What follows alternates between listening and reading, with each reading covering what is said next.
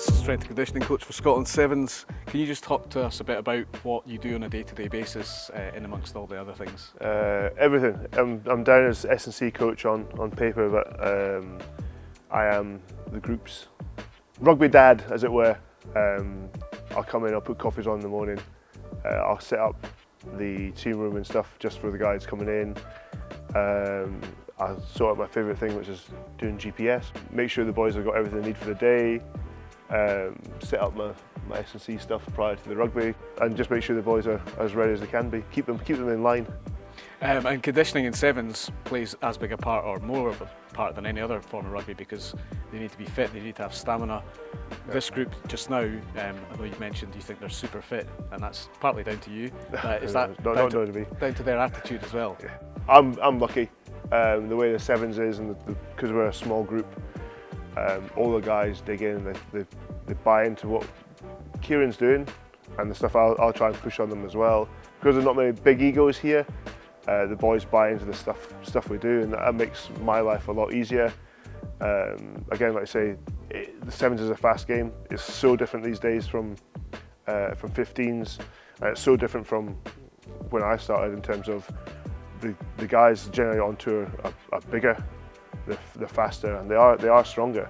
From my side of things, it's not again getting these guys to be huge powerhouses. They've got to be powerful, but the big one for me, my ethos is making guys robust and reducing injury rate. The more time we can maximise these guys on the field, the better they become, and the better chance that we have of winning games. And a lot of these guys are just starting out on their sevens path. They've played 2, 3, 4 tournaments. There have been flashes of excellence. How do you maintain the correct attitude when things don't go so well? From a management side of things, we've got to pick the guys up. I think that's, again, Kieran's the same as myself and with Scott Forreston as well. We've all been there. We've all played either 15s or 7s, so we understand what the boys are feeling. It's like, nobody wants to lose in rugby, just unfortunately sometimes it does. And if you've actually watched what we've been doing, we're not far away. But for one moment in a game, and unfortunately that's the nature of sevens, that one moment has been the key deciding factor of us winning or losing. And if we can get that right, I think we'll see more and more wins for us, because they are so close. But also, that's the nature of the sport. Unfortunately, in sevens, it's punishment.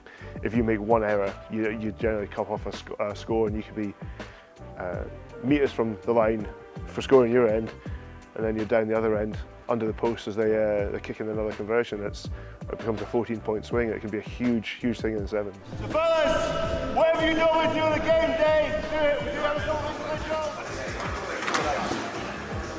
I've had to do a lot of learning myself, not to be a spectator. I need to keep especially as on tour, I'm team manager on tour, so I'll be the one that'll be relaying the subs that Kieran wants. And it's try to keep a cool head, to keep obviously the guys on the bench calm as well, but not getting so involved that it's like causing problems for either the third or fourth official, or for the big one, keeping Kieran happy, so I don't miss anything. So I've had to learn that very quickly. Kieran's had to tell me off a couple of times just to calm down, because again, I've always been passionate about Scottish rugby. And just to touch on the logistics of, for example, going from Singapore to Vancouver after you've played a weekend of intense rugby, for the players to recover in time to play that second event, that's a massive part of your role as well. Yeah, between myself and Gav Dempsey, our physio, we go through, even before we travel, we'll go through jet lag protocols, recovery protocols, just to make sure that we cover all bases. And although the Singapore-Vancouver leg was a rare one because of obviously the beauty that was COVID, they've had to rearrange things. It's literally a round the world trip. So we went from UK +8 to Singapore, and then -16 time zone to Vancouver. And to be fair to the boys, I've got to give all the credit to the players. They are really good.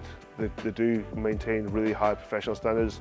Again, luckily for me, the guys all listen to what we say and what we lay down, and they adhere to the protocols, which makes a big difference for them getting ready for those transitions, because it was a 16-hour flight from Singapore to Vancouver the day after a 2-day tournament. It's tough going. again, because sevens takes so much out of you physically. It's a shorter game, but because it is so high intensity, the impacts are actually, although not as many, they are hard because you're travelling so fast, and when you're hitting the deck, it's a lot of force, and it is just a lot of demand because you've got to go from a game that you could be playing at 9 o'clock in the morning, a game at 3, and a game at 6. In our upcoming tournament, we're playing at 12:44, and then our next game is not till 7 o'clock at night. So they've got to be good at recovering in that time, but also keeping themselves focused for those 6 hours in between. And often the time, that's at the stadium in change rooms that are obviously, you're used to change rooms that will be one big change room for the 15, but you'll get a split, so you'll be sharing with other teams that will be getting up and ready, and you'll want to have a little rest and nap, and they'll be getting all the music pumping. So, but it's the circuit, and do you know what? It is the way it is. It's once you've done sevens, you realise that's just sevens, and if you're on the circuit, you either get used to it or you end up stop coming because you don't put in the effort. But all the boys love it. Playing sevens, you get to travel the world, you see all these beautiful places, and again, as much as it is work, I wouldn't have it any other way for myself. For the Commie Games coming up this year in Birmingham, you've competed in 2002 at Manchester, 2014 Glasgow. Yeah. How much of a carrot is that for the players, because it's the biggest year of sevens with the World Cup to come as well? The guys that did the Olympics, it's a big thing. It's like once every 4 years. The difference with Olympics, although you're representing GB, with the Commie Games, you're representing Scotland. I love doing everything for the Thistle. I'm not just saying that because I'm here, just because I have the way I have. Everything I did playing rugby was to get on that field playing for Scotland, and because Commie Games is such a different thing. You get into the athlete village, you get into the whole environment of a massive international sports event, and because it's not just rugby, you get to see how other athletes do it, how different disciplines go. You get to go watch some other games every now and again. I think the sevens are one of the first events on. It's virtually a home tournament as well.